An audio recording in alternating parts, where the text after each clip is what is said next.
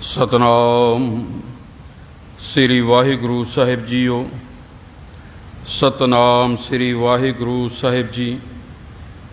एक ओंकार सतनाम करता पुरख निरभौ निर्वैर अकाल मूरत आजूनी सैभं गुर प्रसाद। जैसी में आवे खसम की बानी तैसड़ा करी ज्ञान वे लालो। जैसी में आवे खसम की बानी तैसड़ा करी ज्ञान वे लालो।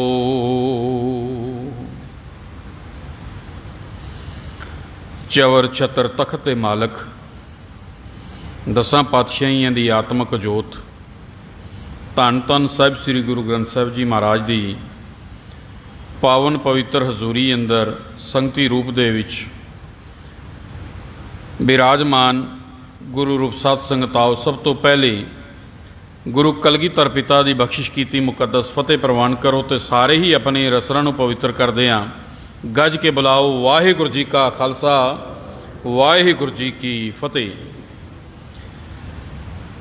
आप जैसे गुरसिखां दे बारे सिख कौम के विद्वान भाई साहब भाई गुरदास जी बचन करते हैं कि कुरबानी तिन्हां गुरसिखां पाए भगत गुरपुरब करन दे। कहते मैं उन्हां गुरसिखां तो कुरबान जांदा बलहार जांदा सदके जांदा ਜਿਹੜੇ प्रेमा भगती ते शरधा दे नाल अपने गुरुआं दे शहीदां दे ते अपनी कौम दे योद्धियां दे इतिहासक दिन मनाउंदे हैं। सो आप जी दे वड्डे भाग हन जो मूल नानकशाही कैलेंडर 2003 अनुसार उस मीरी पीरी दे मालक 6वें सतगुरु गुरु हरगोबिंद साहिब जी महाराज का अज पावन प्रकाश पुरब मना रहे। गुरु हरगोबिंद साहिब जी महाराज जिन्हां दे बारे भाई साहब भाई गुरदास जी ने एक गल लिखी कि अर्जन काया पलट कै मूरत हरगोबिंद सवारी। भाई साहब कहते हैं जिस तरीके दे नाल कपड़े बदलन दे नाल कपड़े पहनन वाला मनुख नहीं बदल जाता,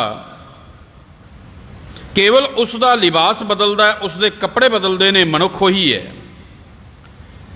जिस तरीके दे नाल ठिकाना बदलन दे नाल घर बदलन दे नाल उस घर दे विच रहन वाला मनुख उस ठिकाने दे विच रहन वाला मनुख नहीं बदलता, केवल उसका घर बदलता है, उसका ठिकाना बदलता है। ठीक इसे तरीके दे नाल शरीर दे तब्दील होने दे नाल जोत नहीं बदलती। जोत उहा जुगत साए शह काया फिर पलटी है। कहते केवल शरीर बदले है, जोत उही है जो गुरु नानक दे पातशाह दे विच सी ते अज 6वीं मूरत गुरु हरगोबिंद साहिब दे विच है। केवल शरीर दे विच तब्दीली आई, जोत दे विच कोई परिवर्तन नहीं आया, कोई तब्दीली नहीं आई।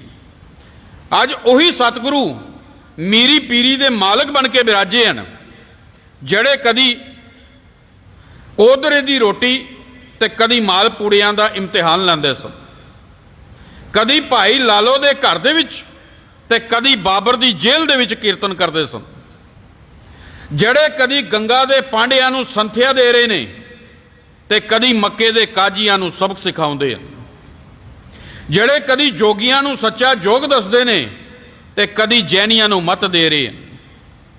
कदी सारा संसार उन्हां दे चरनां दे विच झुक रहा है ते कदी आप भाई लहणा दे चरनां दे विच मत्था टेक रहे। कदी गुरु अंगद दे पातशाह बन के खंडूर साहिब नूं भाग लाउंदे ने ते कदी गुरु अमरदास बन के संगतां नूं तार रहे ने। कदी गुरु रामदास पातशाह बन के सरोवर खुदवा रहे ने ते कदी गुरु अर्जन दे पातशाह बन के तत्ती तवी दे उत्ते बैठ के गर्म रेत शरीर दे उत्ते पवा के शरीरक कष्ट झल रहे ने ते कई तरह के कुत रच रहे ने।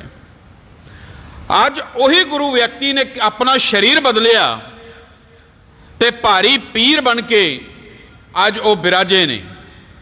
ਤੇ ਐਸੇ ਸਤਿਗੁਰੂ ਦੇ ਜੀਵਨ ਤੋਂ ਪ੍ਰਭਾਵਿਤ ਹੋ ਕੇ ਸਿੱਖ ਕੌਮ ਦੇ ਮਹਾਨ ਵਿਦਵਾਨ ਵਿਆਖਿਆਕਾਰ ਭਾਈ ਸਾਹਿਬ ਭਾਈ ਗੁਰਦਾਸ ਜੀ ਨੇ ਆਪਣੀ ਵਾਰ ਲਿਖੀ ਹੈ। ਆਪ ਜੀ ਨੇ ਸਕੱਤਰ ਸਾਹਿਬ ਤੋਂ ਵੀ ਸਰਵਣ ਕੀਤੀ।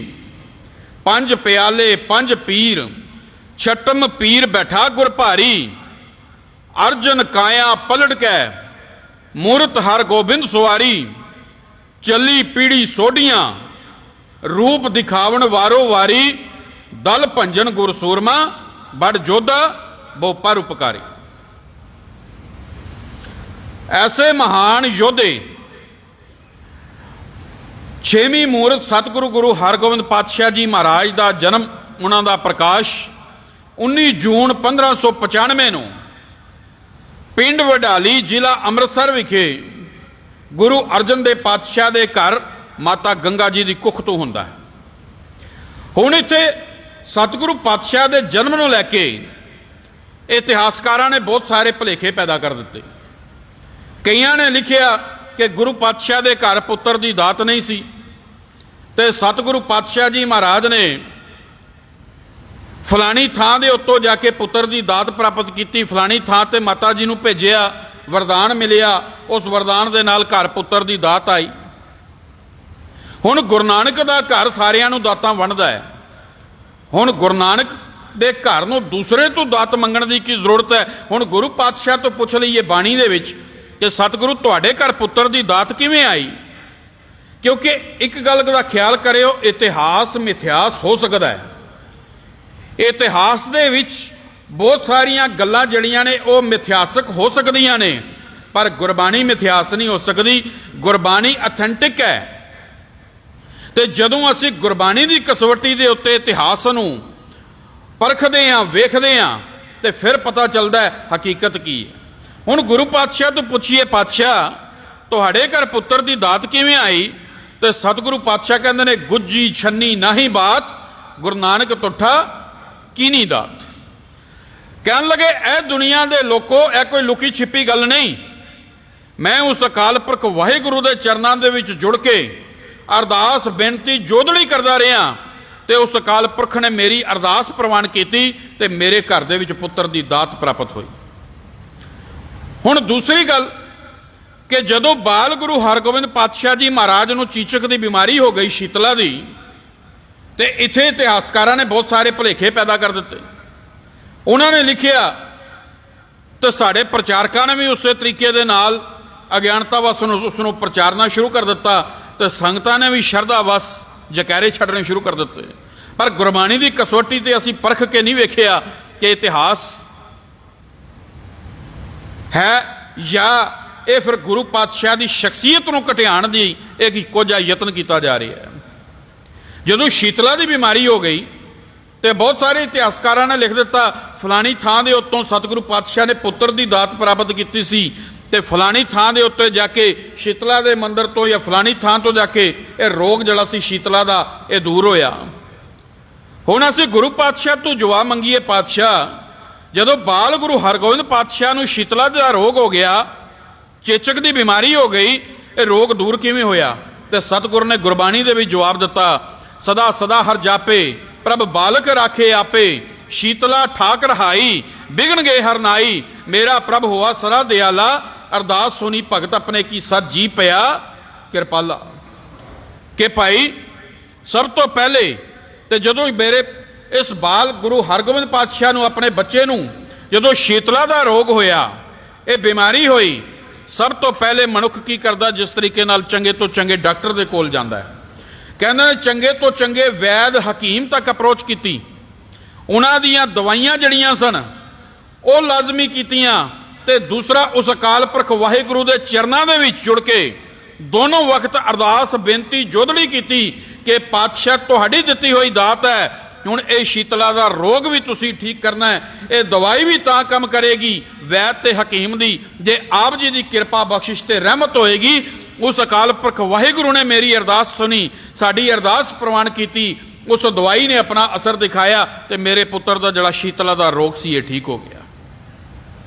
ਹੁਣ ਬਾਲ ਗੁਰੂ ਹਰਗੋਬਿੰਦ ਪਾਤਸ਼ਾਹ ਜੀ ਮਹਾਰਾਜ ਛੋਟੀ ਅਵਸਥਾ ਦੇ ਵਿੱਚ ਨੇ, ਬਾਲ ਅਵਸਥਾ ਦੇ ਵਿੱਚ ਨੇ, ਤੇ ਉਹਨਾਂ ਦੇ ਤਾਇਆ ਪ੍ਰਿਥੀ ਚੰਦ ਨੇ ਬਾਲ ਗੁਰੂ ਹਰਗੋਬਿੰਦ ਪਾਤਸ਼ਾਹ ਨੂੰ ਮਰਵਾਉਣ ਦੇ ਕਈ ਯਤਨ ਕੀਤੇ। ਕਾਰਨ ਕੀ ਸੀ ਕਿ ਪ੍ਰਿਥੀ ਚੰਦ ਵੱਡਾ ਪੁੱਤਰ ਹੋਣ ਦੇ ਨਾਤੇ ਇਹ ਗੱਲ ਸਮਝਦਾ ਸੀ ਕਿ ਇਸ ਗੁਰਗੱਦੀ ਦਾ ਹੱਕਦਾਰ ਮੈਂ ਹਾਂ, ਵੱਡਾ ਪੁੱਤਰ ਹੋਣ ਦੇ ਨਾਤੇ। ਪਰ ਗੁਰੂ ਨਾਨਕ ਦੇ ਘਰ ਦਾ ਇਹ ਸਿਧਾਂਤ ਨਹੀਂ ਰਿਹਾ। ਗੁਰੂ ਨਾਨਕ ਦੇ ਘਰ ਦਾ ਇਹ ਸਿਧਾਂਤ ਸੀ ਕਿ ਜਿਹੜਾ ਗੁਣਾਂ ਦੀ ਕਸਵੱਟੀ ਉੱਤੇ ਪੂਰਾ ਉਤਰਿਆ, ਜਿਸ ਨੇ ਗੁਰੂ ਦੇ ਹੁਕਮ ਨੂੰ ਮੰਨਿਆ, ਸਤ ਕਰਕੇ ਮੰਨਿਆ, ਜਿਹੜਾ ਗੁਣਾਂ ਦੇ ਕਸਵੱਟੀ ਉੱਤੇ ਤੋਲਿਆ ਗਿਆ, ਪੂਰਾ ਉਤਰਿਆ, ਉਸੇ ਨੂੰ ਹੀ ਯੋਗ ਸਮਝ ਕੇ ਗੁਰਗੱਦੀ ਦੀ ਜ਼ਿੰਮੇਵਾਰੀ ਸੌਂਪੀ ਗਈ। ਪ੍ਰਿਥੀ ਚੰਦ ਯੋਗ ਨਹੀਂ ਉਤਰਿਆ ਤੇ ਗੁਰੂ ਅਰਜਨ ਦੇਵ ਪਾਤਸ਼ਾਹ ਨੂੰ ਹਰ ਪੱਖ ਤੋਂ ਯੋਗ ਸਮਝ ਕੇ ਗੁਰੂ ਰਾਮਦਾਸ ਪਾਤਸ਼ਾਹ ਨੇ ਗੁਰਗੱਦੀ ਦੀ ਜ਼ਿੰਮੇਵਾਰੀ ਸੌਂਪ ਦਿੱਤੀ। ਤੇ ਪ੍ਰਿਥੀ ਚੰਦ ਵੱਡਾ ਭਰਾ ਹੋਣ ਦੇ ਨਾਤੇ ਸੜਬਲ ਗਿਆ ਕਿ ਗੁਰਗੱਦੀ ਤੇ ਹੱਕ ਮੇਰਾ ਸੀ, ਵੱਡਾ ਪੁੱਤਰ ਹੋਣ ਦੇ ਨਾਤੇ, ਪਰ ਸਭ ਤੋਂ ਛੋਟੇ ਗੁਰੂ ਅਰਜਨ ਦੇਵ ਪਾਤਸ਼ਾਹ ਨੂੰ ਇਹ ਗੁਰਗੱਦੀ ਦੀ ਜ਼ਿੰਮੇਵਾਰੀ ਮਿਲੀ ਹੈ। ਪਰ ਮਨ ਵਿੱਚ ਇਹ ਢਾਰਸ ਦਿੱਤੀ ਕਿ ਗੁਰੂ ਪਾਤਸ਼ਾਹ ਦੇ ਘਰ ਪੁੱਤਰ ਦੀ ਦਾਤ ਤਾਂ ਕੋਈ ਨਹੀਂ, ਇਹਨਾਂ ਤੋਂ ਬਾਅਦ ਮੇਰਾ ਪੁੱਤਰ ਮਿਹਰਬਾਨ ਜਿਹੜਾ ਹੈ ਉਹੀ ਗੁਰਗੱਦੀ ਦਾ ਹੱਕਦਾਰ ਬਣੇਗਾ। ਪਰ ਉਸ ਦੀ ਸੋਚ ਨੂੰ ਬੂਰ ਉਦੋਂ ਪਏ ਜਦੋਂ ਗੁਰੂ ਅਰਜਨ ਦੇਵ ਪਾਤਸ਼ਾਹ ਦੇ ਘਰ ਬਾਲ ਗੁਰੂ ਹਰਗੋਬਿੰਦ ਪਾਤਸ਼ਾਹ ਜੀ ਮਹਾਰਾਜ ਦਾ ਪ੍ਰਕਾਸ਼ ਹੁੰਦਾ, ਬਾਲ ਗੁਰੂ ਹਰਗੋਬਿੰਦ ਪਾਤਸ਼ਾਹ ਦੀ ਦਾਤ ਆਉਂਦੀ ਹੈ। ਹੁਣ ਉਸਨੇ ਨੀਚਤਾ ਦੀਆਂ ਸਾਰੀਆਂ ਹੱਦਾਂ ਟੱਪਦਿਆਂ ਬਾਲ ਗੁਰੂ ਹਰਗੋਬਿੰਦ ਪਾਤਸ਼ਾਹ ਨੂੰ ਮਰਵਾਉਣ ਦੇ ਕਈ ਵਾਰ ਕੀਤੇ। ਸਭ ਤੋਂ ਪਹਿਲਾਂ ਉਸਨੇ ਦਾਈ ਦੇ ਥਣਾ ਨੂੰ ਜ਼ਹਿਰ ਲਗਾ ਕੇ ਬਾਲ ਗੁਰੂ ਹਰਗੋਬਿੰਦ ਪਾਤਸ਼ਾਹ ਦੇ ਪਾਸ ਭੇਜਿਆ ਕਿ ਜਦੋਂ ਦੁੱਧ ਪੀਣਗੇ ਤੇ ਜ਼ਹਿਰ ਦੇ ਨਾਲ ਮੌਤ ਹੋ ਜਾਏਗੀ। ਦੂਸਰਾ ਵਾਰ ਕੀਤਾ ਕਿ ਇੱਕ ਸਪੇਰੇ ਨੂੰ ਜ਼ਹਿਰੀਲਾ ਸੱਪ ਬਾਲ ਗੁਰੂ ਹਰਗੋਬਿੰਦ ਪਾਤਸ਼ਾਹ ਦੇ ਕਮਰੇ ਦੇ ਵਿੱਚ ਛੱਡਣ ਦੇ ਲਈ ਕਿਹਾ ਤਾਂ ਕਿ ਇਸ ਜ਼ਹਿਰੀਲੇ ਸੱਪ ਦੇ ਡੰਗ ਦੇ ਨਾਲ ਬਾਲ ਗੁਰੂ ਹਰਗੋਬਿੰਦ ਪਾਤਸ਼ਾਹ ਨੂੰ ਮੁਕਾਇਆ ਜਾ ਸਕੇ। ਤੀਸਰਾ ਵਾਰ ਕੀਤਾ ਕਿ ਇੱਕ ਖਿਡਾਵੇ ਨੂੰ ਦਹੀਂ ਦੇ ਵਿੱਚ ਜ਼ਹਿਰ ਮਿਲਾ ਕੇ ਬਾਲ ਗੁਰੂ ਹਰਗੋਬਿੰਦ ਪਾਤਸ਼ਾਹ ਨੂੰ ਖਿਲਾਉਣ ਦੇ ਵਾਸਤੇ ਭੇਜਿਆ। ਵਾਰ ਖਾਲੀ ਗਿਆ। ਚੌਥਾ ਵਾਰ ਕੀਤਾ ਨੀਚਤਾ ਦੀ ਹੱਦਾਂ ਟੱਪਦਿਆਂ ਕਿ ਬਾਲ ਗੁਰੂ ਹਰਗੋਬਿੰਦ ਪਾਤਸ਼ਾਹ ਦੇ ਇੱਕ ਹਾਨੀ ਨੂੰ, ਇੱਕ ਸਾਥੀ ਨੂੰ ਮਿਠਾਈ ਦੇ ਵਿੱਚ ਜ਼ਹਿਰ ਪਾ ਕੇ ਦਿੱਤਾ ਕਿ ਖੇਡਦਿਆਂ ਖੇਡਦਿਆਂ ਇਹ ਜ਼ਹਿਰ ਵਾਲੀ ਮਿਠਾਈ ਬਾਲ ਗੁਰੂ ਹਰਗੋਬਿੰਦ ਪਾਤਸ਼ਾਹ ਨੂੰ ਖਿਲਾ ਦੇਵੇ ਤਾਂ ਕਿ ਉਹਨਾਂ ਦੇ ਜੀਵਨ ਦਾ ਅੰਤ ਕੀਤਾ ਜਾ ਸਕੇ। ਪਰ ਉਸ ਅਕਾਲ ਪੁਰਖ ਵਾਹਿਗੁਰੂ ਦੀ ਅਪਾਰ ਕਿਰਪਾ ਸਦਕਾ ਕਿ ਲੇਪ ਨਾ ਲਾਗੋ ਤਿਲਕਾ ਮੂਲ ਦੇ ਮਹਾਵਾਕਾਂ ਅਨੁਸਾਰ ਗੁਰੂ ਹਰਗੋਬਿੰਦ ਪਾਤਸ਼ਾਹ ਜੀ ਮਹਾਰਾਜ ਨੂੰ ਆਂਚ ਵੀ ਨਾ ਆ ਸਕੀ। ਹੁਣ ਸਮਾਂ ਬਦਲਿਆ। ਬਾਲ ਗੁਰੂ ਹਰਗੋਬਿੰਦ ਪਾਤਸ਼ਾਹ ਜੀ ਮਹਾਰਾਜ 11 ਸਾਲ ਦੇ ਹੋਏ ਤੇ ਪਿਤਾ ਗੁਰੂ ਅਰਜਨ ਦੇਵ ਪਾਤਸ਼ਾਹ ਜੀ ਮਹਾਰਾਜ ਸ਼ਹਾਦਤ ਦੇਣ ਦੇ ਲਈ ਲਾਹੌਰ ਜਾਣ ਲੱਗੇ। ਹੁਣ ਲਾਹੌਰ ਜਾਣ ਤੋਂ ਪਹਿਲੇ ਗੁਰੂ ਅਰਜਨ ਦੇਵ ਪਾਤਸ਼ਾਹ ਨੇ ਬਾਲ ਗੁਰੂ ਹਰਗੋਬਿੰਦ ਪਾਤਸ਼ਾਹ ਨੂੰ ਆਪਣੇ ਕੋਲ ਬੁਲਾਇਆ ਤੇ ਕੋਲ ਬੁਲਾ ਕੇ ਉਹਨਾਂ ਨੂੰ ਉਸ ਸਮੇਂ ਦੇ ਰਾਜਸੀ ਹਾਲਾਤ ਦੱਸੇ ਤੇ ਹਕੂਮਤ ਨਾਲ ਸਿੱਧੀ ਟੱਕਰ ਹੋਣ ਦੀ ਸੰਭਾਵਨਾ ਜਤਲਾਈ ਤੇ ਕਹਿਣ ਲੱਗੇ, ਬੇਟਾ ਕਰੜੇ ਸਮੇਂ ਆ ਰਹੇ ਹਨ, ਬਦੀ ਦੀਆਂ ਤਾਕਤਾਂ ਜੜੀਆਂ ਨੇ ਉਹ ਮੁੰਡਲੇ ਹੱਕਾਂ ਦੀਆਂ ਜੜ੍ਹਾਂ ਵੱਢਣ ਦੇ ਆਹਾਰ ਦੇ ਵਿੱਚ ਲੱਗੀਆਂ ਹੋਈਆਂ ਨੇ। ਪਰ ਗੁਰੂ ਨਾਨਕ ਦਾ ਘਰ ਹਮੇਸ਼ਾ ਸੱਚ, ਅਣਖ, ਪ੍ਰੇਮ ਤੇ ਆਜ਼ਾਦੀ ਦਾ ਰਾਖਾ ਰਿਹਾ। ਅਸੀਂ ਜਨਤਾ ਨੂੰ ਬੰਧਨਾਂ ਤੋਂ ਮੁਕਤ ਕਰਾਉਣ ਦਾ ਕੰਮ ਅਮਨ ਤੇ ਸ਼ਾਂਤਮਈ ਤਰੀਕੇ ਦੇ ਨਾਲ ਕੀਤਾ ਹੈ। ਪਰ ਹੁਣ ਸਮਾਂ ਹੋਰ ਆ ਗਿਆ ਹੈ, ਇਸ ਕਰਕੇ ਮੈਂ ਜਾਂਦਾ ਤੇ ਜਾ ਕੇ ਜਹਾਂਗੀਰ ਨੂੰ ਦੱਸਦਾ ਕਿ ਇੱਕ ਪਾਸੇ ਉਸ ਦੇ ਹੁਕਮ ਦੇ ਨਾਲ ਕੀ ਕੀ ਜ਼ੁਲਮ ਤੇ ਅਤਿਆਚਾਰ ਉਸ ਹੁੰਦੇ ਨੇ ਤੇ ਦੂਸਰੇ ਪਾਸੇ ਰੱਬ ਤੇ ਰੱਬ ਦੇ ਬੰਦਿਆਂ ਦੇ ਪਿਆਰ ਦੀ ਖਾਤਰ ਕੀ ਕੀ ਝੱਲਿਆ ਜਾ ਸਕਦਾ ਹੈ। ਸ਼ਾਇਦ ਆਪਣੀ ਕੀਤੀ ਦਾ ਨਜ਼ਾਰਾ ਵੇਖ ਕੇ ਮੁਗਲਾਂ ਦੀ ਅੰਤਰਾਤਮਾ ਜਾਗ ਜਾਵੇ। ਪਰ ਨਾਲ ਹੀ ਸਤਿਗੁਰੂ ਪਾਤਸ਼ਾਹ ਨੇ ਇਹ ਹਦਾਇਤ ਵੀ ਕਰ ਦਿੱਤੀ ਬਾਲ ਗੁਰੂ ਹਰਗੋਬਿੰਦ ਪਾਤਸ਼ਾਹ ਨੂੰ ਕਿ ਇਸ ਗੱਲ ਦਾ ਵੀ ਖਿਆਲ ਰੱਖਣਾ ਕਿ ਜੇ ਕਿਧਰੇ ਸ਼ਾਂਤਮਈ ਰਹਿ ਕੇ ਸਰੀਰਕ ਕਸ਼ਟ ਝੱਲਣ ਦਾ ਤਰੀਕਾ ਕਾਮਯਾਬ ਨਾ ਰਿਹਾ ਤੇ ਫਿਰ ਸਮਝ ਲੈਣਾ ਕਿ ਮੁਗਲਾਂ ਦੀ ਅੰਤਰ ਆਤਮਾ ਮਨੁੱਖੀ ਸੁਭਾਅ ਤਿਆਗ ਚੁੱਕੀ ਹੈ। ਫਿਰ ਸ਼ਾਂਤਮਈ ਰਹਿ ਕੇ ਸਰੀਰਕ ਕਸ਼ਟ ਝੱਲਣ ਦਾ ਤਰੀਕਾ ਇਤਨਾ ਵਿਅਰਥ ਹੋਵੇਗਾ ਜਿਤਨਾ ਕਿ ਸਿੰਘਾਂ ਵਾਲੇ ਜੰਗਲੀ ਜੀਵ ਦੇ ਅੱਗੇ ਲੰਬਾ ਪੈ ਕੇ ਉਸ ਦਾ ਪਸ਼ੂ ਬਿਰਤੀ ਵਾਲਾ ਸੁਭਾਅ ਬਦਲਣ ਦਾ ਤਰੀਕਾ ਵਿਅਰਥ ਹੁੰਦਾ ਹੈ। ਇਸ ਵਾਸਤੇ ਫਿਰ ਆਪ ਸ਼ਸਤਰ ਪਹਿਨੋ ਤੇ ਦੂਸਰਿਆਂ ਨੂੰ ਸ਼ਸਤਰ ਪਹਿਨਣ ਦੀ ਪ੍ਰੇਰਨਾ ਕਰੋ। ਇਹ ਗੱਲਾਂ ਸਮਝਾ ਕੇ ਗੁਰੂ ਅਰਜਨ ਦੇਵ ਪਾਤਸ਼ਾਹ ਨੇ ਹਰਿਮੰਦਰ ਸਾਹਿਬ ਦਰਬਾਰ ਸਾਹਿਬ ਦੇ ਅੰਦਰ ਭਰੀ ਸੰਗਤ ਦੀ ਮੌਜੂਦਗੀ ਦੇ ਵਿੱਚ ਗੁਰਗੱਦੀ ਦੀ ਜ਼ਿੰਮੇਵਾਰੀ ਬਾਲ ਗੁਰੂ ਹਰਗੋਬਿੰਦ ਪਾਤਸ਼ਾਹ ਜੀ ਮਹਾਰਾਜ ਨੂੰ ਸੌਂਪ ਦਿੱਤੀ। ਤੇ ਉਸ ਸਮੇਂ ਇਤਿਹਾਸਕਾਰ ਲਿਖਦੇ ਨੇ ਬਾਲ ਗੁਰੂ ਹਰਗੋਬਿੰਦ ਪਾਤਸ਼ਾਹ ਦੀ ਉਮਰ ਕੇਵਲ 11 ਸਾਲ ਦੀ ਸੀ। ਤੇ ਗੁਰੂ ਅਰਜਨ ਦੇਵ ਪਾਤਸ਼ਾਹ ਨੂੰ ਗੁਰਗੱਦੀ ਦੀ ਜ਼ਿੰਮੇਵਾਰੀ ਸੌਂਪ ਕੇ ਆਪ ਸ਼ਹਾਦਤ ਦੇਣ ਦੇ ਲਈ ਲਾਹੌਰ ਚਲੇ ਗਏ। ਹੁਣ ਲਾਹੌਰ ਦੇ ਵਿੱਚ ਗੁਰੂ ਅਰਜਨ ਦੇਵ ਪਾਤਸ਼ਾਹ ਨੂੰ ਅਨੇਕ ਸਰੀਰਕ ਯਤਨਾਵਾਂ ਦੇ ਕੇ, ਯਾਸਾ ਕਾਨੂੰਨ ਦੇ ਤਹਿਤ ਸਰੀਰਕ ਕਸ਼ਟ ਦੇ ਕੇ, ਤਕਲੀਫਾਂ ਦੇ ਕੇ ਉਹਨਾਂ ਨੂੰ ਸ਼ਹੀਦ ਕਰ ਦਿੱਤਾ ਗਿਆ। ਗੁਰੂ ਅਰਜਨ ਦੇਵ ਪਾਤਸ਼ਾਹ ਦੀ ਸ਼ਹਾਦਤ ਤੋਂ ਬਾਅਦ ਸਿੱਖ ਕੌਮ ਦੀ ਜਵਾਨੀ ਦੇ ਡੋਲਿਆਂ ਦੇ ਵਿੱਚ ਲਹੂ ਨੇ ਜੋਸ਼ ਮਾਰਿਆ। ਗੁਰੂ ਅਰਜਨ ਦੇਵ ਪਾਤਸ਼ਾਹ ਦੀ ਸ਼ਹਾਦਤ ਨੇ ਕੌਮ ਦੇ ਅੰਦਰ ਰੋਹ ਪੈਦਾ ਕਰ ਦਿੱਤਾ, ਜੋਸ਼ ਭਰ ਦਿੱਤਾ। ਤੇ ਧੰਨ ਗੁਰੂ ਹਰਗੋਬਿੰਦ ਪਾਤਸ਼ਾਹ ਜੀ ਮਹਾਰਾਜ ਨੇ ਕੌਮ ਦੇ ਉਸ ਰੋਹ ਨੂੰ, ਉਸ ਜੋਸ਼ ਨੂੰ ਦੇਖਦਿਆਂ ਆਪ ਮੀਰੀ ਤੇ ਪੀਰੀ ਦੀਆਂ 2 ਤਲਵਾਰਾਂ ਪਹਿਨੀਆਂ, ਜਿਸ ਦਾ ਵਰਣਨ ਢਾਡੀ ਨੱਥਾ ਤੇ ਅਬਦੁੱਲਾ ਨੇ ਕੀਤਾ ਹੈ। 2 ਤਲਵਾਰਾਂ ਬੱਧੀਆਂ, ਇੱਕ ਮੀਰੀ ਦੀ, ਇੱਕ ਪੀਰੀ ਦੀ, ਇੱਕ ਰਾਜ ਦੀ, ਇੱਕ 2 ਤਲਵਾਰਾਂ ਬੱਧੀਆਂ, ਇੱਕ ਮੀਰੀ ਦੀ, ਇੱਕ ਪੀਰੀ ਦੀ, ਇੱਕ ਅਜਮਤ ਦੀ, ਇੱਕ ਰਾਜ ਦੀ, ਇੱਕ ਰਾਖੀ ਕਰੇ ਵਜ਼ੀਰ ਦੀ, ਹਿੰਮਤ ਬਾਹਾਂ ਕੋਟਗੜ, ਦਰਵਾਜ਼ਾ ਬਲਖ ਬਖੀਰ ਦੀ, ਨਾਲ ਸਿਪਾਹੀ ਨੀਲ ਨਾਲ, ਮਾਰ ਦੁਸ਼ਟਾਂ ਕਰੇ ਤਾਗੀਰ ਜੀ, ਪੱਗ ਤੇਰੀ ਕਿ ਜਹਾਂਗੀਰ ਦੀ, ਪੱਗ ਤੇਰੀ ਕਿ ਜਹਾਂਗੀਰ ਦੀ। ਹੁਣ ਤਖਤ ਨਸ਼ੀਨੀ ਦੇ ਵਾਲੇ ਗੁਰੂ ਹਰਗੋਬਿੰਦ ਪਾਤਸ਼ਾਹ ਆਪ ਸਿੱਖ ਸੰਗਤਾਂ ਨੂੰ ਸੰਬੋਧਨ ਕਰਨ ਦੇ ਵਾਸਤੇ ਸਟੇਜ ਦੇ ਉੱਤੇ ਆਏ। ਤੇ ਗੁਰੂ ਹਰਗੋਬਿੰਦ ਪਾਤਸ਼ਾਹ ਜੀ ਮਹਾਰਾਜ ਨੇ ਉਸ ਸਮੇਂ ਸਿੱਖ ਸੰਗਤਾਂ ਨੂੰ ਜੋ ਸੰਬੋਧਨ ਕੀਤਾ, ਜੋ ਬਚਨ ਕੀਤੇ, ਉਹ ਇਤਿਹਾਸ ਦੇ ਵਿੱਚ ਸੰਭਾਲੇ ਪਏ ਨੇ। ਗੁਰੂ ਹਰਗੋਬਿੰਦ ਪਾਤਸ਼ਾਹ ਸਟੇਜ ਤੇ ਆਉਂਦਿਆਂ ਸਿੱਖ ਸੰਗਤਾਂ ਨੂੰ ਸੰਬੋਧਨ ਕਰਕੇ ਕਹਿੰਦੇ ਨੇ ਕਿ ਅੱਜ ਤੋਂ ਬਾਅਦ ਮੇਰੀ ਪਿਆਰੀ ਭੇਟਾ ਚੰਗਾ ਸ਼ਸਤਰ ਤੇ ਜਵਾਨੀ ਹੋਏਗੀ। ਜੇ ਮੇਰੀ ਖੁਸ਼ੀ ਲੈਣੀ ਜੇ ਤੇ ਫਿਰ ਗੱਤਕੇ ਖੇਡੋ, ਘੋੜ ਸਵਾਰੀ ਕਰੋ, ਜੰਗਲਾਂ ਦੇ ਵਿੱਚ ਸ਼ਿਕਾਰ ਖੇਡਣ ਦੇ ਵਾਸਤੇ ਜਾਓ, ਸ਼ਸਤਰ ਵਿਦਿਆ ਹਾਸਲ ਕਰੋ। ਕਹਿਣ ਲੱਗੇ ਇੱਕ ਗੱਲ ਦਾ ਖਿਆਲ ਰੱਖਿਓ ਕਿ ਕਮਜ਼ੋਰੀ ਇੱਕ ਕੌਮੀ ਗੁਨਾਹ ਹੈ ਜੋ ਕਦੀ ਕਿਸੇ ਨੂੰ ਮੁਆਫ ਨਹੀਂ ਕੀਤਾ ਜਾ ਸਕਦਾ। ਤੁਸੀਂ ਸ਼ਸਤਰ ਇਸ ਲਈ ਪਹਿਨਣਾ ਹੈ, ਪਹਿਨਣਾ ਹੈ ਤੇ ਮੈਂ ਇਸ ਲਈ ਪਹਿਨਿਆ ਹੈ ਤਾਂ ਕਿ ਜ਼ਾਲਮ ਜ਼ੁਲਮ ਦੀ ਤਲਵਾਰ ਅੱਗੇ ਤੋਂ ਚਲਾਣੀ ਬੰਦ ਕਰ ਦੇਵੇ।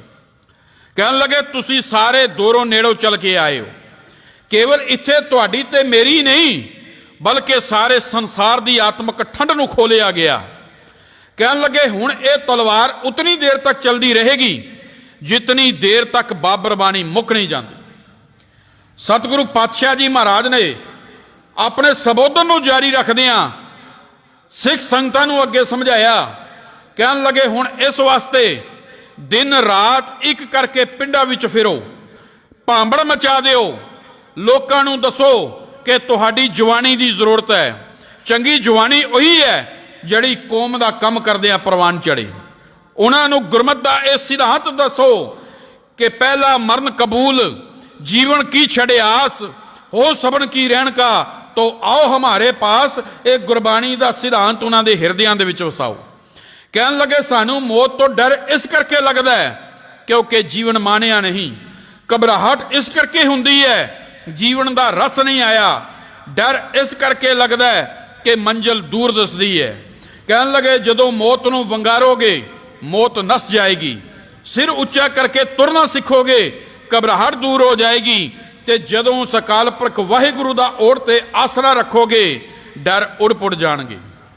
कहन लगे किते ये ना सोचियो कि असी थोड़े हाँ, तुसी सारे सोमियां दी न्याई हो, क्योंकि दुनिया दे सारे दरिया सोमियां दे विचों निकलदे ने ते तुहाडे वर्गे लखां सोमे कौम दे विच मौजूद ने। ते जदों इकट्ठे होके वगोगे एक सैलाब आ जाएगा जिहड़ा समाज दी सारी गंदगी नूं, बुराई नूं, जुल्म ते जालिम नूं अपने नाल बहा के लै जाएगा।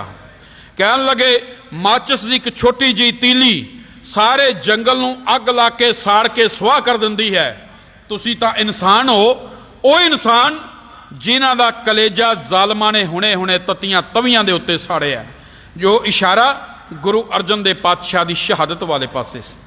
सतगुरु पातशाह जी महाराज ने हुण कवियां नूं संबोधन करके कहा कि तुहानू परमात्मा ने कवितावां दी दात बख्शी है।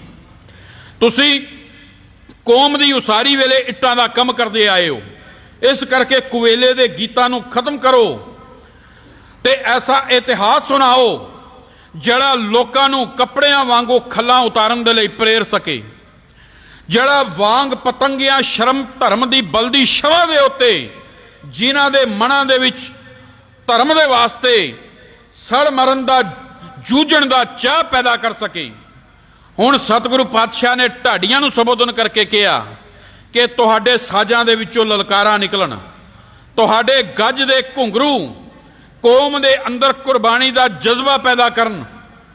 हुण सतगुरु पातशाह जी महाराज दी इस तकरीर दा असर यह होया कि हुण लोकी हुण सतगुरु पातशाह दे चरनां दे विच हाज़र होण लगे ते आण के बेनती करदे, जोदड़ी करदे कि पातशाह साडी ये जिंदगी, साडा ये जीवन, साडी ये जवानी तुहाडे चरनां दे विच हाज़र है पातशाह, पर साडी एक अरदास, एक बेनती, एक जोदड़ी है, साडी कोई फरमाइश नहीं, एक बेनती, एक जोदड़ी है कि सानू 2 वक्त का प्रशादा ते 6 महीने दे बाद एक कुर्ता बख्श देना। ये जवानी आप जी के चरनां दे विच हाजिर है सतगुरु पातशाह। हुण गुरु पातशाह जी महाराज ने उस तो बाद, क्योंकि समा सीमित है तो इतिहास बहुत लंबा है, इस करके मैं इतिहास नूं संखेप दे विच ही समेट के अगली गल जिहड़ी है वह करदा जा रहा। संगतां सारियां जानकार विद्वान बैठे ने, आप जी ने इतिहास कई बारी सुनिया, पढ़िया, विचारिया तो इसनूं समझण दा भी यतन करना। हुण 15 जून 1606 नूं गुरु हरगोबिंद पातशाह जी महाराज ने अकाल तख्त साहिब की स्थापना की, पर इस चीज़ का ख्याल रखिया कि किसी मिस्त्री, तरखान या मजदूर का हथ ना लगे, बल्कि आप बाबा बुढ़ा जी ते भाई गुरदास जी नूं लैके उत्थे थड़ा साहिब बनाया गया। अकाल तख्त साहिब की बिल्डिंग बाद दे विच बनी, उस समय थड़ा साहिब बनाया गया ते उस थड़े की ऊंचाई दिल्ली तख्त के सिंघासन तो उच्चा रखा गया ते हुक्म कर दिता कि अज तो बाद समाज के फैसले जड़े ने वो दिल्ली दरबार दे विच नहीं, बस इस बल्कि इस अकाल दे तख्त दे उत्ते होया करनगे, जो सच दे आधारित होणगे, जिथे पैसा लैके फैसले बदले नहीं जाणगे, जिथे किसी गुनेगार नूं बरी करके बेगुनाह नूं जिहड़ा है वो छिक्के दे उत्ते नहीं टंगिया जाएगा, उसनूं सज़ा नहीं दित्ती जाएगी। इत्थे अकाल दा तख्त है, इत्थे सच दे आधारित फैसले होणगे। हुण सिख संगतां जड़ियां ने, समाज के लोग जिहड़े ने वो दिल्ली दरबार की थां उत्थे गुरु हरगोबिंद पातशाह के चरनां दे विच हाज़र होके अपने जिहड़े फैसले सन वो करवाउण लग पए। हुण समय की हुकूमत कोई भी होवे वो इस चीज़ को कभी भी बर्दाश्त नहीं करती, सहन नहीं कर सकती कि साडे दरबार का रुतबा घटे ते किसी अस्थान का रुतबा जिहड़ा है वो साडे दरबार तो वध जावे। हुण इसे साजिश के तहत जहांगीर ने गुरु हरगोबिंद पातशाह जी महाराज नूं 12 साल का हुक्म सुना के ग्वालियर के किले दे विच कैद कर दिता। ये 1611 की घटना ते सतगुरु पातशाह ते उसने दोष की लाया कि इन्हां ने अमृतसर नूं पनाह, किला ते तख्त क्यों बनवाया है ते अपने आप नूं सच्चा पातशाह क्यों सदवांदे ने, क्योंकि सिख जिहड़े ने वो गुरु पातशाह नूं सच्चा पातशाह कह के संबोधन करते सन ते दिल्ली दे तख्त ते बैठे हुए बादशाह नूं झूठा बादशाह कहन लगा सच्चा पातशाह क्यों सदवांदे ने। हुक्म तो 12 साल जेल दे विच रखण दा सी, परंतु साईं मियाँ मीर जी अते समाज दे, देश दे वड्डे वड्डे जड़े अहुदेदार सन ते देश विदेश दीयां सिख संगतां दे रोह दे कारण उस जहांगीर बादशाह नूं गुरु हरगोबिंद पातशाह जी महाराज नूं 1.5 साल दे बाद ग्वालियर के किले विचों रिहा करन दा हुक्म सुना दिता।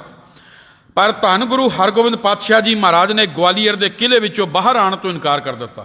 जदों कारण पुछया तो गुरु पातशाह दे नाल उस समय ग्वालियर के किले दे विच 52 हिंदू पहाड़ी राजे जड़े सन वो कैद सन ते पातशाह ने कहा कि इन्हां नूं जहांगीर ने बिना किसी जुल्म दे, बिना किसी गुनाह दे, दोष दे कैद करके रखिया होया है।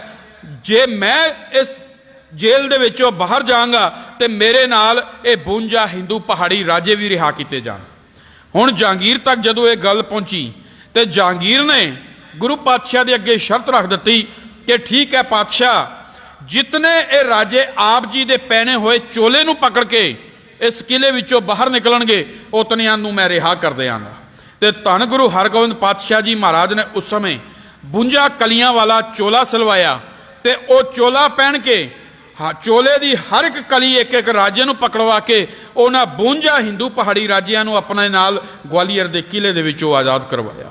तो इसे करके गुरु हरगोबिंद पातशाह जी महाराज नूं बंदी छोड़ दाता भी कहा जाता।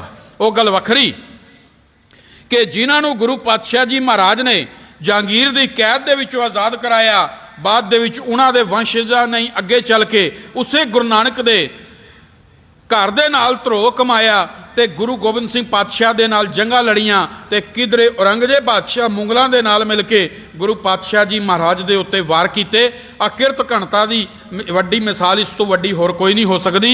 हुण खैर मैं दूसरे पासे ना जावां, इतिहासक गल दी गल करिए कि इस रिहाई तो बाद गुरु हरगोबिंद पातशाह जी महाराज रजौरी के रस्ते जम्मू के इलाके रजौरी के रस्ते होंदे हुए कश्मीर की धरती पर पहुँचते हैं।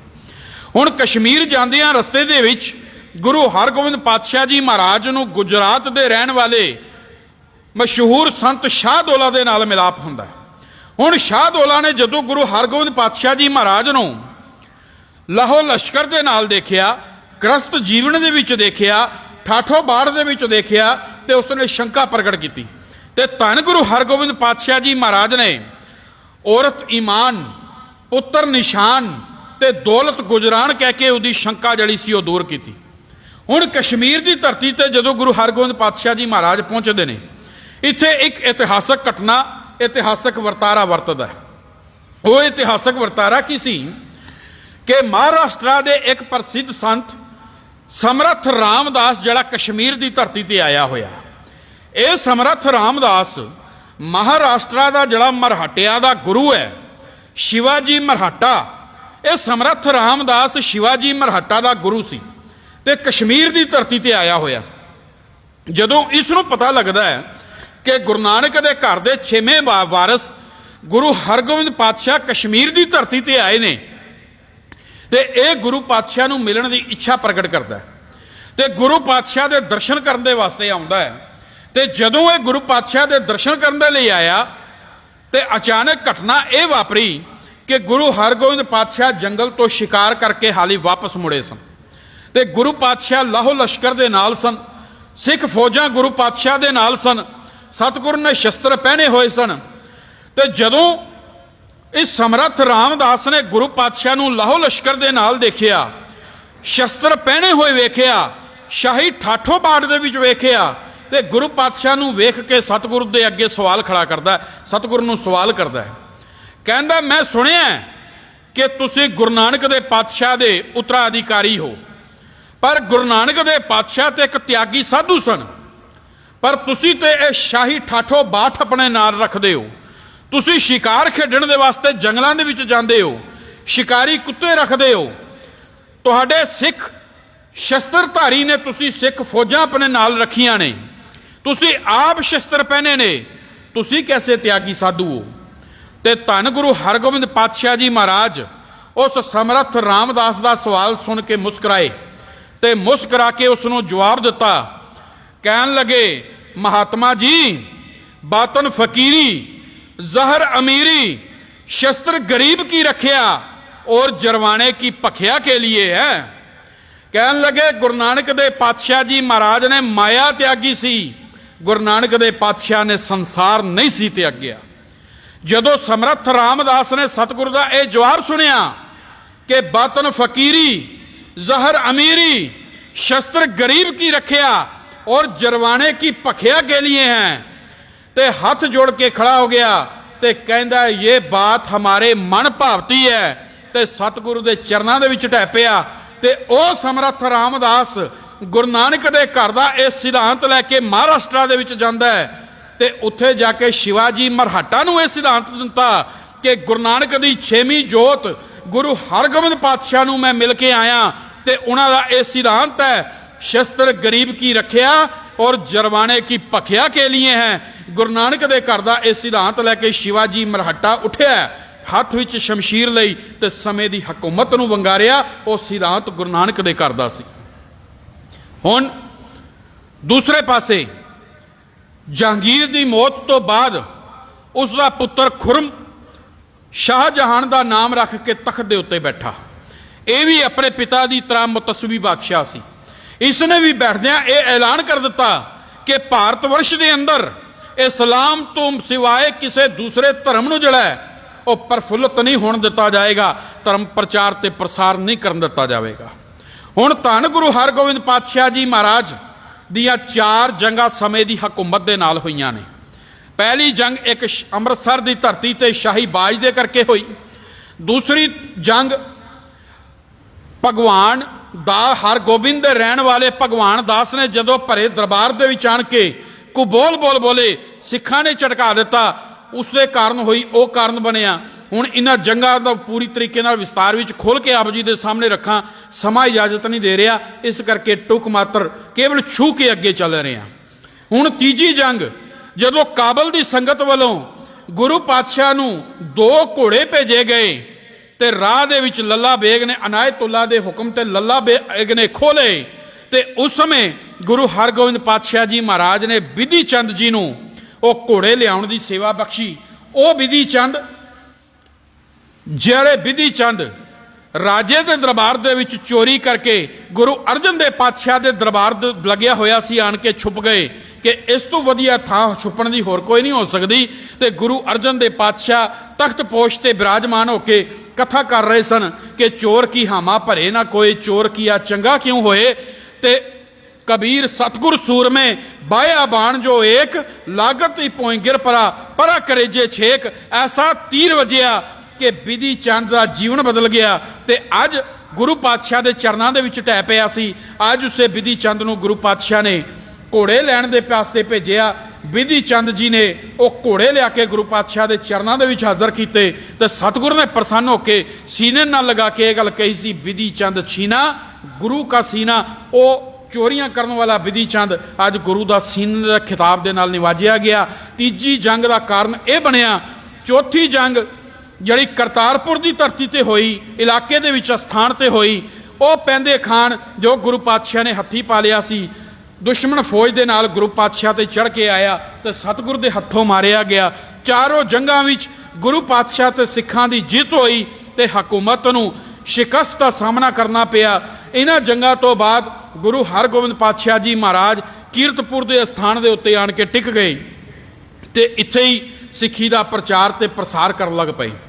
हुण इस जगह के उपर ही गुरु हरगोबिंद पातशाह जी महाराज ने अपना अंतिम समा नेड़े जाण के अपने पोतरे गुरु हरराज साहब जी महाराज नूं गुनाह की कसौटी उत्ते परख के हर पक्ष तो योग जान के गुरगद्दी की जिम्मेवारी जड़ी है अपने पोतरे गुरु हरराज साहब जी महाराज नूं सौंप के 3 मार्च 1644 नूं कीरतपुर की धरती के उत्ते गुरु हरगोबिंद पातशाह जी महाराज ज्योति जोत समा गए ने।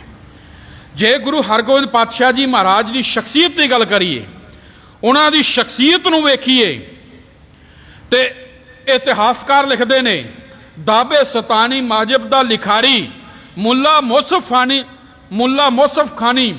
फानी जड़ा कश्मीर की धरती का रहने वाला सी, वो गुरु हरगोबिंद पातशाह के जीवन तो प्रभावित होके लिखदा है। कहता गुरु हरगोबिंद पातशाह की शख्सियत ऐसी सी कि लोकी सतगुरु पातशाह के उत्तों अपनी जिंद वारन तो भी संकोच नहीं सन करते। ते गुरु हरगोबिंद पातशाह जी महाराज सिख संगतां दे नाल इतना प्रेम करते सन कि अक्सर फरमाया करते सन, सिख समान और नहीं नाता, ते गरीब का मुंह गुरु की गोलक फरमाया करते सन।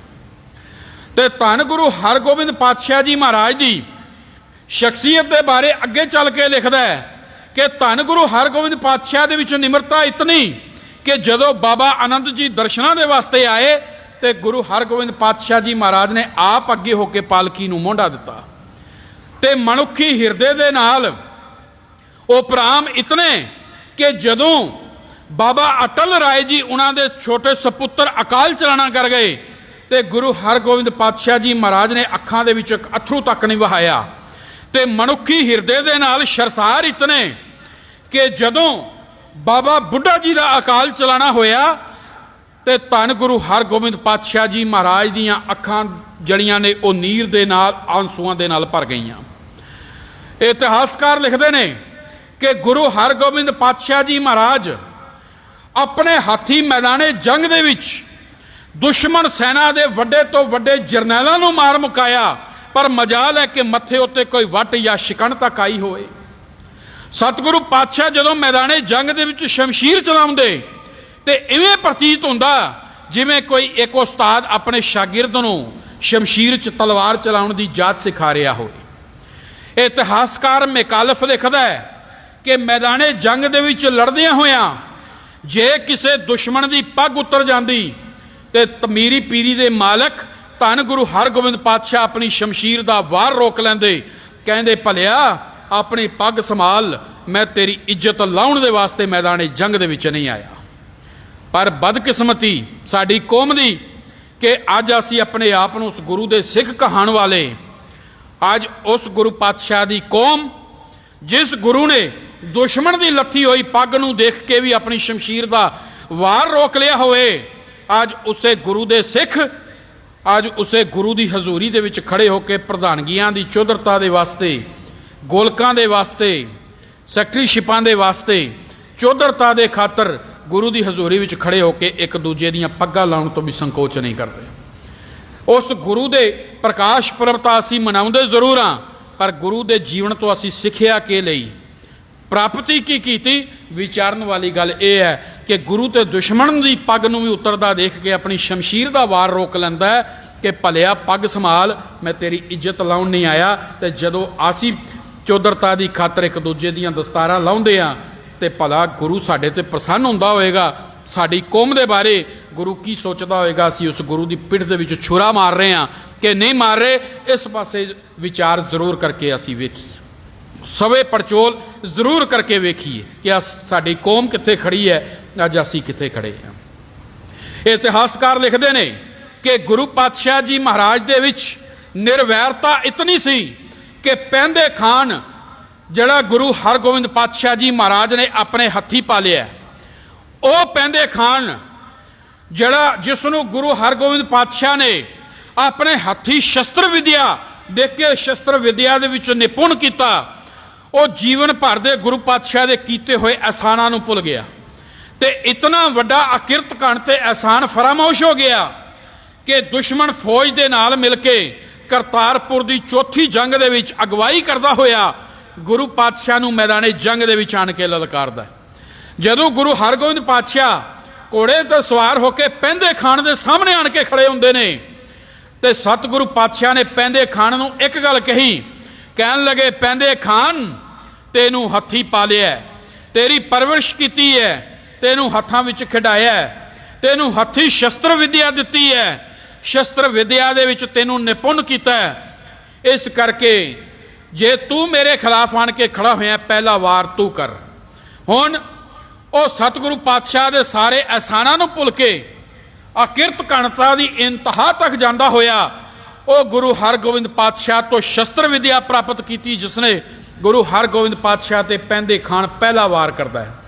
ਜਦੋਂ ਪਹਿਲਾ ਵਾਰ ਕੀਤਾ ਸਤਿਗੁਰੂ ਨੇ ਢਾਲ ਨਾਲ ਰੋਕਿਆ, ਦੂਸਰਾ ਵਾਰ ਕੀਤਾ ਸ਼ਮਸ਼ੀਰ ਨਾਲ ਰੋਕਿਆ, ਤੀਸਰਾ ਵਾਰ ਕੀਤਾ ਉਹ ਵੀ ਖਾਲੀ ਗਿਆ ਤੇ ਧੰਨ ਗੁਰੂ ਹਰਗੋਬਿੰਦ ਪਾਤਸ਼ਾਹ ਮੁਸਕਰਾ ਕੇ ਕਹਿੰਦੇ ਨੇ, ਕਹਿਣ ਲੱਗੇ ਪੈਂਦੇ ਖਾਨ ਅਫਸੋਸ ਕਿ ਤੈਨੂੰ ਹੱਥੀ ਸ਼ਸਤਰ ਵਿਦਿਆ ਦੇ ਇਤਨੇ ਹੁਨਰ ਸਿਖਾਏ, ਪਰ ਤੂੰ ਉਸ ਹੁਨਰ ਦੇ ਵਿੱਚੋਂ ਇੱਕ ਵੀ ਹੁਨਰ ਸ਼ਸਤਰ ਵਿਦਿਆ ਦਾ ਅੱਜ ਮੈਦਾਨੇ ਜੰਗ ਦੇ ਵਿੱਚ ਵਿਖਾ ਨਾ ਸਕਿਓ। ਕਹਿਣ ਲੱਗੇ ਪੈਂਦੇ ਖਾਨ ਤੂੰ 3 ਵਾਰ ਕਰ ਚੁੱਕਿਆ ਹੈ, ਹੁਣ ਵਾਰ ਕਰਨ ਦੀ ਬਾਰੀ ਮੇਰੀ। ਕਹਿਣ ਲੱਗੇ ਪੈਂਦੇ ਖਾਨ ਤੈਨੂੰ ਵਾਰ ਕਰਨਾ ਨਹੀਂ ਆਇਆ, ਵਾਰ ਇੰਜ ਨਹੀਂ ਇੰਜ ਕੀਤਾ ਜਾਂਦਾ ਹੈ। ਗੁਰੂ ਹਰਗੋਬਿੰਦ ਪਾਤਸ਼ਾਹ ਨੇ ਇੱਕੋ ਸ਼ਮਸ਼ੀਰ ਦਾ ਵਾਰ ਖਾਤ ਕੀਤਾ, ਪੈਂਦੇ ਖਾਨ 2 ਟੁੱਟੇ ਹੋ ਕੇ ਜ਼ਮੀਨ ਤੇ ਡਿੱਗਿਆ, ਤੜਫਣ ਲੱਗਾ। ਸਤਿਗੁਰੂ ਦੀ ਸ਼ਖਸੀਅਤ ਦੀ ਨਿਰਵੈਰਤਾ ਦੇਖੋ। ਧੰਨ ਗੁਰੂ ਹਰਗੋਬਿੰਦ ਪਾਤਸ਼ਾਹ ਨੇ ਵੇਖਿਆ ਜ਼ਮੀਨ ਤੇ ਡਿੱਗਿਆ, ਲਹੂ ਲੋਹਾਨ ਹੋਇਆ, ਪੈਂਦੇ ਖਾਨ ਤੜਫ ਰਿਹਾ ਤੇ ਆਕਾਸ਼ ਤੇ ਸੂਰਜ ਚਮਕ ਰਿਹਾ ਸੀ, ਧੁੱਪ ਉਸ ਦੇ ਮੂੰਹ ਤੇ ਪੈ ਰਹੀ ਹੈ ਧੰਨ ਗੁਰੂ ਹਰਗੋਬਿੰਦ ਪਾਤਸ਼ਾਹ ਘੋੜੇ ਤੋਂ ਛਾਲ ਮਾਰ ਕੇ ਥੱਲੇ ਉਤਰੇ, ਪੈਂਦੇ ਖਾਨ ਦੇ ਸਿਰ ਨੂੰ ਚੁੱਕਿਆ, ਚੁੱਕ ਕੇ ਆਪਣੀ ਗੋਦੀ ਦੇ ਵਿੱਚ ਰੱਖਿਆ। ਇਹ ਨਹੀਂ ਸੋਚਿਆ ਕਿ ਮੇਰਾ ਦੁਸ਼ਮਣ ਸੀ, ਮੇਰੇ ਹੱਥੀ ਪਾ ਲਿਆ, ਸ਼ਸਤਰ ਵਿਦਿਆ ਦਿੱਤੀ, ਮੇਰਾ ਦੁਸ਼ਮਣ ਬਣ ਕੇ ਮੇਰੇ ਤੇ ਵਾਰ ਕਰਨ ਵਾਸਤੇ ਆਇਆ। ਪਰ ਨਿਰਵੈਰਤਾ ਇਤਨੀ ਗੁਰੂ ਦੇ ਵਿੱਚ ਕਿ ਉਸਦੇ ਸਿਰ ਨੂੰ ਆਪਣੀ ਗੋਦ ਦੇ ਵਿੱਚ ਰੱਖ ਕੇ ਢਾਲ ਦੇ ਨਾਲ ਉਸਦੇ ਮੂੰਹ ਤੇ ਛਾਂ ਕਰਕੇ ਉਸ ਨੂੰ ਕਹਿਣ ਲੱਗੇ, ਪੈਂਦੇ ਖਾਨ ਤੇਰਾ ਅੰਤਮ ਸਮਾਂ ਆ ਗਿਆ ਹੈ, ਤੂੰ ਸੱਚਾ ਮੁਸਲਮਾਨ ਹੈ, ਆਪਣੇ ਖੁਦਾ ਨੂੰ ਯਾਦ ਕਰ, ਨਮਾਜ਼ ਪੜ੍ਹ, ਕਲਮਾ ਆਖਰੀ ਕਲਮਾ ਪੜ੍ਹ ਲੈ, क्योंकि गुरबाणी का एक सिद्धांत है, अंतकाल जो नारायण सिमरै, ऐसी चिंता में जे मरै, बदे तिलोचन तेन नर मुक्ता पितंबर वाकै, हृदय वसै के इदा भी उधार हो जाए। कहन लगे, पैंदे खान तेरा आखिरी समय, नमाज पढ़ लै, आखिरी कलमा पढ़ लै। पैंदे खान दियां अखां भर आईयां, आंसू वगन लगे ते हथ जोड़ के कहंदा है, ऐ दीन दुनी दे पातशाह, ऐ मीरी पीरी दे मालक सतगुरु सच्चे पातशाह, तेरा दीदार ही मेरी नमाज है ते तेरी मेहर ही मेरा कलमा है। ये गल कह के ਉਹ ਪੈਂਦੇ ਖਾਨ ਸਤਿਗੁਰੂ ਹਰਗੋਬਿੰਦ ਪਾਤਸ਼ਾਹ ਦੀ ਗੋਦ ਦੇ ਵਿੱਚ ਹੀ ਆਪਣੇ ਪ੍ਰਾਣ ਤਿਆਗ ਦਿੰਦਾ। ਗਰੀਬਾਂ ਦੇ ਨਾਲ ਸ਼ਖਸੀ ਪਿਆਰ ਇਤਨਾ ਕਿ ਜਦੋਂ ਕਸ਼ਮੀਰ ਦੀ ਧਰਤੀ ਤੇ ਗੁਰੂ ਹਰਗੋਬਿੰਦ ਪਾਤਸ਼ਾਹ ਜੀ ਮਹਾਰਾਜ ਗਏ ਤੇ ਉੱਥੇ ਸਾਈਂ ਦਾਸ ਤੇ ਇੱਕ ਉਸਦੀ ਬਜ਼ੁਰਗ ਮਾਤਾ ਭਾਗ ਭਰੀ ਰਹਿੰਦੇ ਨੇ, ਅੱਤ ਦੇ ਗਰੀਬ ਨੇ, ਉਹ ਬਜ਼ੁਰਗ ਮਾਤਾ ਹੈ, ਭਾਗ ਭਰੀ ਨੇ ਆਪਣੇ ਹੱਥਾਂ ਦੇ ਨਾਲ ਸੂਤਰ ਕੱਤ ਕੇ ਇੱਕ ਖੱਦੜ ਦਾ ਕੁੜਤਾ ਗੁਰੂ ਪਾਤਸ਼ਾਹ ਦੇ ਵਾਸਤੇ ਤਿਆਰ ਕੀਤਾ ਤੇ ਰੋਜ਼ ਨਿਤਾ ਪ੍ਰਤੀ ਨਿਤਰੇਮ ਤੋਂ ਬਾਅਦ ਸਵੇਰੇ ਸ਼ਾਮ ਗੁਰੂ ਦੇ ਚਰਨਾਂ ਦੇ ਵਿੱਚ ਜੁੜ ਕੇ ਅਰਦਾਸ ਕਰਦੀ ਹੈ, ਬੇਨਤੀ ਜੋਦੜੀ ਕਰਦੀ ਹੈ, ਪਾਤਸ਼ਾਹ ਇਹ ਮੇਰੀ ਪੀਰੀ ਦੇ ਮਾਲਕਾ, ਤੂੰ ਜਾਣਦਾ ਹੈ ਕਿ ਮੈਂ ਬੁੱਢੜੀ ਆ, ਮੇਰਾ ਸਰੀਰ ਇਜਾਜ਼ਤ नहीं ਦਿੰਦਾ ਕਿ ਮੈਂ ਅੰਮ੍ਰਿਤਸਰ ਤੇਰੇ ਦਰਸ਼ਨਾਂ ਵਾਸਤੇ पहुँच सका। हे मेरी पीरी दे मालका, मैं मेहनत दे नाल शरधा ते सत्कार ते भावना दे नाल तेरे वास्ते सूत्र कत के खद्दड़ दा कुर्ता तैयार किया है, देखी किधरे मेरी सदर मेरे दिल विच ही ना रह जावे। हे पातशाह मेरी ये भेटा प्रवान कर। ते जदों गुरु हरगोबिंद पातशाह प्रचारक दौरियां वास्ते कश्मीर की धरती ते गए ते प्रेम दे बजे होए उस माई भाग भरी दे घर दे विच जाके उसके खद्दड़ दे कुर्ते नूं पहन के उसकी सदर नूं पूरा किया। किथे एक पासे वो गरीबड़ी दा खद्दड़ दा कुर्ता ते किते ओ शहनशाह दा शहनशाह, पर इस प्रेम दे हुलारे नूं केवल उही समझ सकदा है, उही जान सकदा है जिस दी प्रेम दी भेटा नूं शहनशाह दे शहनशाह ने प्रवान किया होवे। गुरु पातशाह दी शख्सी ਦੇ ਵਿੱਚੋਂ ਗਰੀਬਾਂ ਦੇ ਨਾਲ ਸ਼ਖਸੀ ਪਿਆਰ ਦੀ ਇੱਕ ਹੋਰ ਉਦਾਹਰਨ ਮੈਂ ਆਪ ਜੀ ਨਾਲ ਸਾਂਝੀ ਕਰਕੇ ਵਿਸ਼ੇ ਦੀ ਸਮਾਪਤੀ ਕਰਾਂ ਕਿ ਜਦੋਂ ਗੁਰੂ ਹਰਗੋਬਿੰਦ ਪਾਤਸ਼ਾਹ ਜੀ ਮਹਾਰਾਜ ਨੇ ਜਹਾਂਗੀਰ ਨੂੰ ਮਾਫ ਕਰ ਦਿੱਤਾ, ਮਾਨਵਤਾ ਦੇ ਸਮੁੱਚੀ ਮਾਨਵ ਜਾਤੀ ਦੇ ਭਲੇ ਦੇ ਵਾਸਤੇ, ਕਲਿਆਣਤਾ ਦੇ ਵਾਸਤੇ, ਸਰਬਤ ਦੇ ਭਲੇ ਦੇ ਵਾਸਤੇ ਉਸ ਦੇ ਨਾਲ ਸਾਂਝ ਹੋ ਗਈ ਤੇ ਗੁਰੂ ਪਾਤਸ਼ਾਹ ਤੇ ਜਹਾਂਗੀਰ ਇੱਕ ਥਾਂ ਦੇ ਉੱਤੇ ਨਿਵਾਸ ਕਰ ਰਹੇ ਨੇ, ਠਿਕਾਣਾ ਕਰਦੇ ਨੇ ਤੇ ਨੇੜੇ ਨੇੜੇ ਦੋਵਾਂ ਦੇ ਆਪਸ ਵਿੱਚ ਤੰਬੂ ਲੱਗੇ ਹੋਏ ਨੇ। ਉਸ ਇਲਾਕੇ ਦਾ ਇੱਕ ਗਰੀਬ ਗੁਰਸਿੱਖ ਘਾਹੀ ਜਿਸ ਨੂੰ ਇਸ ਗੱਲ ਦਾ ਪਤਾ ਲੱਗਿਆ, ਜਿਸ ਨੇ ਉਸ ਤੋਂ ਪਹਿਲਾਂ ਕਦੀ ਗੁਰੂ ਹਰਗੋਬਿੰਦ ਪਾਤਸ਼ਾਹ ਨੂੰ ਵੇਖਿਆ ਨਹੀਂ ਸੀ, ਦਰਸ਼ਨ ਨਹੀਂ ਸਨ ਕੀਤੇ, ਉਸ ਨੂੰ ਪਤਾ ਲੱਗਦਾ ਕਿ ਗੁਰੂ ਪਾਤਸ਼ਾਹ ਮੇਰੇ ਇਸ ਨਗਰ ਦੇ ਵਿੱਚ ਆਏ ਹੋਏ ਨੇ। ਸੋਚਿਆ ਕਿ ਕੀ ਪਤਾ ਦੁਬਾਰਾ ਭਾਗਾਂ ਵਿੱਚ ਦਰਸ਼ਨ ਕਰਨੇ ਨਸੀਬ ਹੋਣ ਕਿ ਨਾ ਹੋਣ, ਇਹ ਮੌਕਾ ਮੈਂ ਹੱਥੋਂ ਨਹੀਂ ਜਾਣ ਦੇਣਾ। ਗੁਰੂ ਪਾਤਸ਼ਾਹ ਦੇ ਚਰਨ ਪਰਸਨੇ ਨੇ ਦਰਸ਼ਨ ਕਰਨੇ ਨੇ। ਅੱਤ ਦਾ ਗਰੀਬ ਹੈ, ਜੇਬ ਦੇ ਵਿੱਚ ਹੱਥ ਪਾਇਆ, ਕੇਵਲ ਇੱਕ ਟਕਾ ਜਿਹੜਾ ਸੀ, ਇੱਕ ਆਣਾ ਉਹ ਜੇਬ ਦੇ ਵਿੱਚੋਂ ਨਿਕਲਿਆ। ਸੋਚਿਆ ਕਿ ਗੁਰੂ ਪਾਤਸ਼ਾਹ ਨੂੰ ਪ੍ਰੇਮ ਦੇ ਵਜੋਂ, ਭੇਟਾ ਵਜੋਂ ਇੱਕ ਟਕਾ ਭੇਟ ਕਰਾਂਗਾ, ਪਰ ਮਨ ਵਿੱਚ ਖਿਆਲ ਆਇਆ ਕਿ ਹੋਰ ਤਾਂ ਕੁਝ ਭੇਟ ਨਹੀਂ ਕਰ ਸਕਦਾ, ਪਰ ਗੁਰੂ ਪਾਤਸ਼ਾਹ ਦੇ ਘੋੜਿਆਂ ਵਾਸਤੇ ਨਰਮ ਨਰਮ ਘਾਹ ਦੀ ਪੰਡ ਜਿਹੜੀ ਹੈ ਉਹ ਤਿਆਰ ਕਰ ਲਵਾਂ, ਉਹ ਘੋੜਿਆਂ ਨੂੰ ਖਿਲਾ ਦਿਆਂਗਾ, ਉਹ ਵੀ ਇੱਕ ਮੇਰੀ ਭੇਟਾ ਵਜੋਂ ਜਾਣੀ ਜਾਏਗੀ। उसने घाह, नरम घाह वढ़िया, उसकी पंड तैयार की ते सिर ते चुक लई ते टका जेब दे विच पाया ते गुरु पातशाह के दर्शनों के लिए तुर पिया। हुण जदों पहुंचदा है ते उसने देखिया कि दोवें शाही तंबू नेड़े नेड़े लगे ने, गुरु हरगोबिंद पातशाह नूं कदी वेखिया नहीं। हुण उसनूं समझ नहीं आई कि गुरु पातशाह का तंबू किहड़ा है ते जहांगीर बादशाह का तंबू किहड़ा है।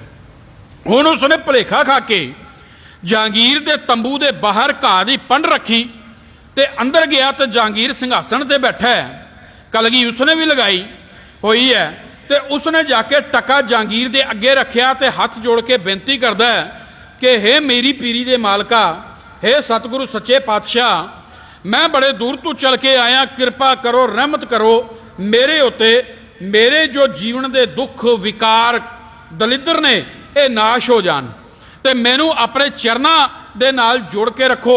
मैं तुहाडे चरणों दे विच जुड़िया होया आप दे हुक्म दा बज्जा, आप दे हुक्म अनुसार ही अपना जीवन बतीत कर सकां। जदों अरदास करदा जहांगीर समझ गया कि ये कोई मैनू मिलण वास्ते नहीं आया, ये गुरु हरगोबिंद पातशाह का सिख है, ये गुरु हरगोबिंद पातशाह नूं मिलण वास्ते आया तो गलती नाल मेरे कोल पहुँच गए। जहांगीर उसनूं पुछदा है, सिखा तू अपने गुरु नूं कदी वेखिया? कहंदा नहीं, वेखिया नहीं। कहंदा फिर गलती दे नाल तू मेरे कोल आ गया है। मैं दीन दुनी दा पातशाह गुरु हरगोबिंद साहिब तो नहीं, पर इस भारत वर्ष का बादशाह जहांगीर जरूर हाँ। गलती नाल ही सही, पर तू मेरे कोल आया है, दस तेनू की चाहिदा है? धन दौलत दे ढेर लगा देंगा, जगीरां दे ढेर लगा देंगा, तेरा जीवन जड़ा सुखां विच बतीत होएगा, तेरी गुरबत तेरी गरीबी कट्टी जाएगी, दस तेनू की चाहिदा है? जदों जहांगीर दे मुंह तो सिख ने ये शब्द सुने ते सिर तो पैर तक हिल गया, चेहरे का रंग बदल गया ते लगा जहांगीर दे अगों टका चुकन। जहांगीर कहंदा है, सिखा तेनू पता है कि किसी बादशाह के अगे जदों कोई चीज़ भेंट कर दो तो फिर वो भेंट की हुई चीज़ जो बादशाह की अमानत हो जाती है, तो उस बादशाह के अगे भेंट की हुई चीज़ नूं अमानत नूं मुड़ के चुकण दी तैनूं सज़ा की मिल सकती है? तो सिख रोह विच भर के कहंदा है, ए दुनिया के बादशाह, ए देश के बादशाह, की सज़ा हो सकती है? वध तो वध तू मैनू मौत की सज़ा दे सकता है, इस तो वध होर कोई सज़ा नहीं दे सकता। अब तप तेरे हुक्म दे नाल, तेरे सिपाही तलवार दे नाल मेरा सिर कलम कर सकते ने, पर याद रखी ये सिर गुरु तो चरना तो सवाए किसी होर दूजे दे अगे झुक नहीं सकता। ये भेटा गुरु दे चरना तो सवाए किसी होर दे अगे भेंट चढ़ नहीं सकती, इस करके मैं टका चुक लिया है, तू जो सजा मैनू देनी है मैनू मंजूर है।